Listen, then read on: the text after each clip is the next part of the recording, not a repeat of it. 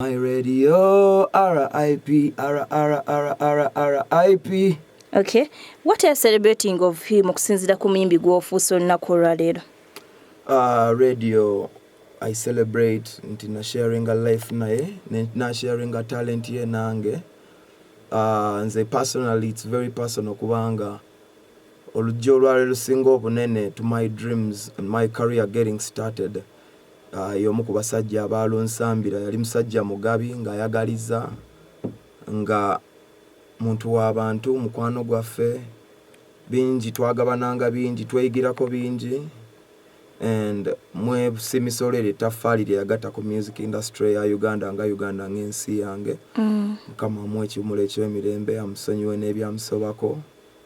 Yes. Okay, radio yali mpologoma era bwe yafa tulaba nti nno kyazuukusa abayimbi abasinga beera nti nno babeera b'amaanyi nnyo naawe n'ozuuka today you called a lion era nga tulaba toli muntu ataagala kwedisappointinga today every day you're pushing so hard tolina kuddiriramu.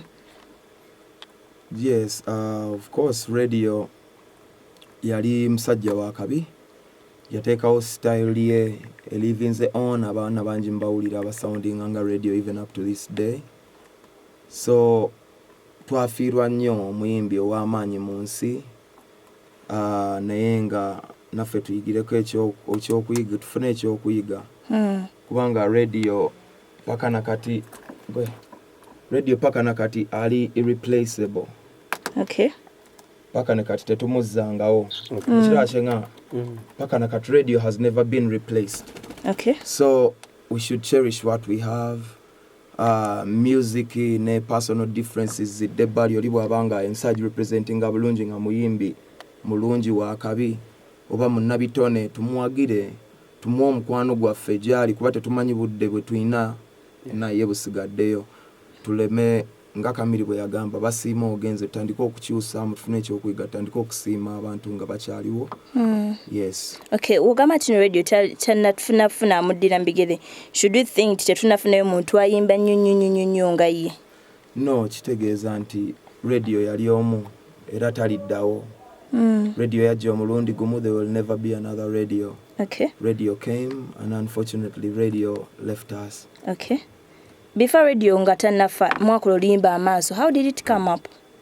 Oluyimba lwa Amaaso radio baina music tour mu America bali bakanominatingibwa ku BET Awards. Okay. Then ne bajja okutukyalirako ne DJ Benazo e main gye nali mbeera ne tukola ki ne tu bajja okunkyalirako ne tutula nali producer nga nina studio Benazo DJ Benazo nagane mukoleyo oluyimba and that's how Amaaso came by. Nashwanda naweereza beat y'oluyimba nendu voicinga nendu masteringa netuluta and we didn't know how big the song was gonna get. It was all God's grace. Okay. Ani yaluwandiika? Oluyimba buli omu yawandiika paati ye. Buli paati gy'owulira aliwo yagyewandiikira. Radio yawandiika paati ye. Pallaso nawandiika paati ye. Ne Wizo nawandiika paati ye. Ne Mess nawandiika paati ye. So buli omu ne party ye gy'owuliramu yagyewandiikira mu luyimba. Okay. Did this song add anything on you by that time? Kyalina kikyakwongerako ennyo gamba nti no wano oluyimba luno lwagattawo career yange? Of course oluyimba olwo lwa okafudde kali buli kimu ate oketaaga obudde butono okubanga kakyonoonye. Oluyimba olwo lwakyusa ebintu bingi. Nalina ekirooto ky'okuyimbira ensi yonna, nalina ekirooto ky'okumanyika, nalina ekirooto ky'okusimbula ebigere byange bisooka. Nakola emirimu mingi emyaka mingi nga nnoonya abantu bammanye naye nga abantu tebantunula nako nga naye okuva lwe nayimba ne radio ne Wizo obulamu bwange bwakyuka okuvoola abantu bantunulako ne nandiroko n'ennyimba endala. Wuno kati emyaka 8 oluvannyuma Pallaso akyaliwo. But okubeerawo kwange nako tekubadde kwangu naye ate okufuuka kwali kuzibu nnyo okusinga okubeerawo gyendi. So mwebaza nnyo ekyensuso ne muganda wange Wizo olw'okumpa platform eyo ne banteeka mu maaso g'abantu ne mmanyika. Okay. Radio yafiira yali avuddeyo ku nsonga ya UPRS era nga yatwamulako ng'atabuse n'abantu abamu ng'atunulira future ye because singa yaleka kigguse osanga abanaye bali fine okusinga we bali ensonga eno mugenda gikwasaganya because radio naye yakitandikawo mwenga abaliwo mugenda fa mutya ku akantu ekoonoonye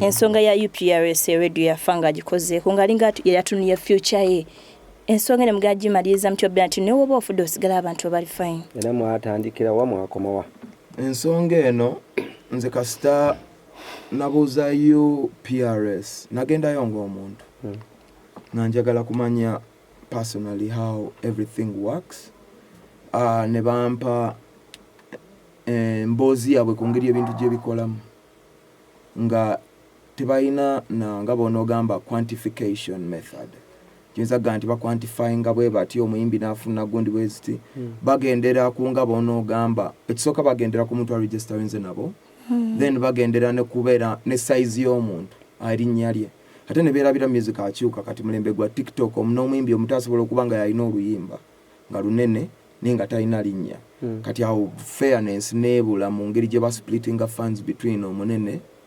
n'omutono so byali tricky nendaba nga it still needs a lot of growth and a lot of time and me personally I don't think I have a lot of time so I couldn't wait so nentandika okuweyinga different options nenze kyendowooza mu community omubeera body emu in operation kireeta monopoly kijjawo ne competition ne singa tusobola okuddayo nga gavumenti yaffe esobola okuddayo mu mateeka agateeka UPRS agagisaawo operating nga single collective society mu Uganda ne bagijjawo ne bagamba nti n'abalala kubanga UPRS is a private entity y'abayimbi eri owned by music industry ne bagamba nti a music industry n'abantu sekinomu abalina obusobozi abasobola okukola collective endala you are free kijja leetawo competition ne fairness kuba kati awo omuntu ajja kuba agamba bwe sikola na UPRS nga sigitegedde nsobola okukola neno same thing with distribution nsobola okugamba kankole ne TuneCore oba kankole ne CD Baby oba kankole n'endala because they exist naye emu ne bweteekawo ekintu ekitatambula bulungi muba mulina kuguma bugumi so me that's the advice I would give as this industry kuteekawo collective society ndala wabeewo competition then ebintu bijja quantifying organically so nze until then nensalawo nkolagane ne international collective societies kuba sirina kyakola zo already zituli ahead though UPRS yandibadde better yes naye so that means radio for now family terina kyerifunamu abo abantu alinga eyakolerera ensi sisobola kikakasa kubanga simanyi radio simanyi byaggwanga tekiwedde because ne Lilian yagambako emegako nti yagendayo neera naye teyayambibwa okay nze kyemmanyi UPRS kyeyaŋŋamba sente zaayo eziwa omuntu eyali aregistarinze nayo member waayo as far as I knew I had radio was registered okubeera nti nkakasa nti sente ezo bazicollecting wati bazicollectinga sikiinaako bweki bukakafu ekyo kivunaanyizibwa kati ku famire yaani ya radio yes naye nze simanyi kituufu kiri kwekyo kuba be balina okuba n'obukakafu oba be balina obuvayo ne bagamba omuntu gwaba yalekera obuvunaanyizibwa kwekyo so suddenly radio yafa teyeetegese simanyi oba simanyi okay kisembayo how much is the industry missing radio era singa abaddewo bintu ki ebyandibadde in shape radio creativity ye ne talent ye ya creating anga pace ya industry umanyi omuntu okubeera nga oli relevant mwaka ku mwaka si kyangu abantu abo ababadde relevant mwaka ku mwaka bobeegendeza be ba pace makers kati n'abayimbi abato bayigirako there is so many things to learn naye bwe muba ne pace maker naddala nga radio yali breaking internationally yali asiiga ekifaananyi ki interpretingira abantu music akuteekera yali sniper nga he brings you close to the big picture ne kati abantu bangi bali mu guesswork abantu bangi eyo radio bwe yafa nabo ne bafa kubanga baali bakyamuyigirako bingi, baali bakyamwegombako bingi, baali bakyetaaga ennyimba ze ennyingi experience ekule, so radio ng'eggwanga is highly missed. Era industry yaffe yafiirwa nnyo omusajja yali very competitive. Mwamulaba n'ebbanga lyabeerawo yakompitinga n'aba Nigeria, yakompitinga na so he was unlimited. He was a national treasure. So like my message said, but national treasures zaffe, there is ensonga lwaki Katonda ajja n'atula mu muntu oyo omu n'aleka abalala. Kyova olaba omuyimbi abeera omu ku stage ng'abawagizi bali 3,000 ne bonna ng'abamatiza, ate ne bwe bajja babiri, so tuyige okuvaluinga national treasures zaffe ezo, tuziggyeko obulipolipo bwe tuzisaako, be it politics, be it whatever, be it judgmental, to treasuring ennyo the fact that they are ours and they are here and they share their blessed talent with us. Okay, essembere ddala tutunuulire oli omu ku bawandiisi era n'abawandiisi ni Senri Badadi Andre bavudde ne bagamba amazima gabe nti teri muntu asinga radio kuwandiika because engeri yasengekangamu ebintu bye wano tuli balinga abali ku tryinga, they are trying but they can't be like him. Kenyongerezeko ekisooka okunzijira mu bwongo ge maanyi ga radio ne impact. Bagamba legends never die. Even when they die, they still live around within us through their works, spiritually. So radio bwabanga impact ye ekyagoinga on. Kyekintu kirabidde mu bantu kaba Michael Jackson yafaana ewakyali abantu abazinanga ye. Ate nabo bali feedinze family zaabwe yalina uniqueness eyo. So radio y'omu ku abo. Okitegeera abantu betulina ba radio is one of them. Ba chameleon, people try to sound like chameleon. Yes. So bugenda nga wetegereza abo abantu abalina factors ezo nga abantu babakoppa ne bwe bafa n'abanga kabanga katiba akatiba ako ne kasigala nga kaleeta ssente si kyangu. So when I see that, it reminds me of how much of a great loss we made when we lost radio in such a silly way. How much we should all learn to love the ones with us. Kubanga nabo bajja genda ate tukaabe ate nga toyina kyoyinza mugamba kuba radio jjukira bintu bingi byabaawo teyayisibwa bulungi nnyo. Singa essaawa enaakomawo ate bayinza omuyisa obulungi ennyo ne bamwagala naye ogwo mukisa tegukola ki teguliiwo. Then ekyokulala ekyokuwandiika, radio yali muwandiisi w'amaanyi nnyo era nga bwe nabagambye tewagenda kuddamu kubeerawo radio mulala era tulina kumuselebrate nga buselebrate nzina kwongera kumujjukira utamwerabira as much as possible. Yali musajja wakabi, yalidinga bulungi eggwanga ffe, music gwe yali awandiika wakabi, abawandiisa abalala nabo weebali nga ne radio bwe yaliwo ng'era waliwo abaki abalala. So ate bwe muba mulinda era omuwandiisi agenda owandiika nga radio naye temujja mufuna kuba radio yali omu yagenda takola ki takomawo. So art olaba abooluganda muva mu katiba ke kamu nga temufaanagana. Ate oli asobola okubeera pilot omulala n'abeera footballer naye nga bonna ba mugaso.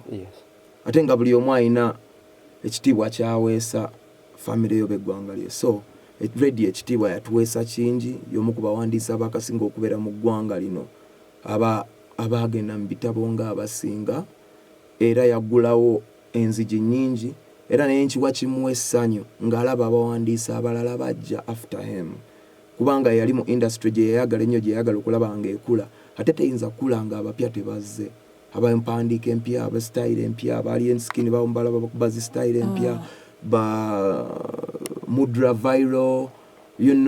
I think singa yali asobola otubulya, I would say I'm proud kubanga alaba nga industry is growing with new faces, new talents. It's a growing industry. So sikiwa nti nno n'ennyini yandiyagadde okubeera wano n'alaba nga waakuwe mumukomparinga n'abaana ate abato. He's our legend. He shouldn't be compared, and that should leave enough room for new writers, for new singers, for new composers to do it for us. This, the competition goes on, and whoever is the best will stand out. Time will tell. Who knew radio would come? Who knew Chameleon would come? Who knew Pallaso would come? Who knew Eddie Kenzo would come? Who knew Lutalo would come? When I saw radio, I didn't even know he would come. Yeah. Nze radio yajja mu Leon Island nga nzolide naina oluyimba nga hit. Nga ffe tumuyigiriza akazindalo bakakatayo bati nga tumusekerera nzijukira shono Benonwa Swangs asobola okuwulira. Twaliko ku show edi radio n'akwata akazindalo nga n'engeri gy'ayimba bw'ati ngali ne tumujerega akazindalo akakwata nga ba headmaster. Kati bwe yavaayo n'ajja n'akiwulira nga tumujerega.